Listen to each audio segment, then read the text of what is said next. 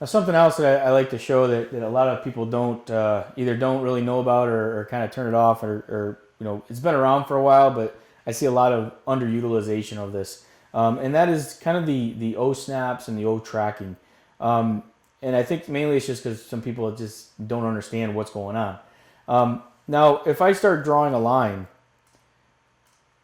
and I'm just drawing it in, and then I want to draw another line and I want to snap to that, you can see that it's snapping to the endpoint of that line. So when I go to there, you can see that it's when I hover over that, I get that little green tip that kind of shows me that I'm selecting the endpoint of that line. Now, a lot of times people will go right on top of it and snap to it. Well, what happens if your two lines aren't really connected?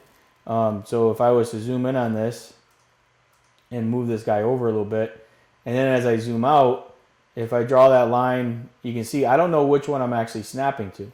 So a lot of times I like to say hover over this line or hover over that line, and that way you know which one you're going to snap to.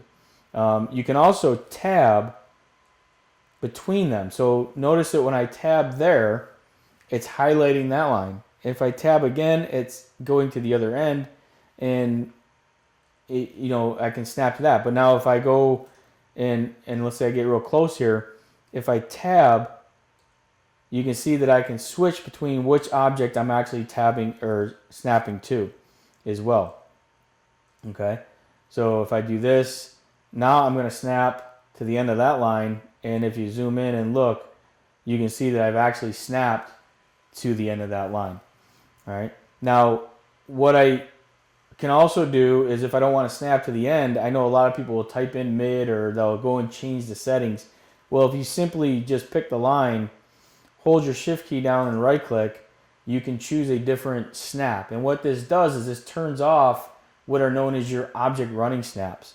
So if I select midpoint here, notice that it's not picking the endpoint, but it's picking the midpoint. So when I click there, it's now gone back to endpoint. So that's what's called a temporary OSNAP override. So I temporarily turned on the midpoint snap and it turned off the other snaps, only selected the midpoint, and then goes back to whatever OSNAP settings I have set.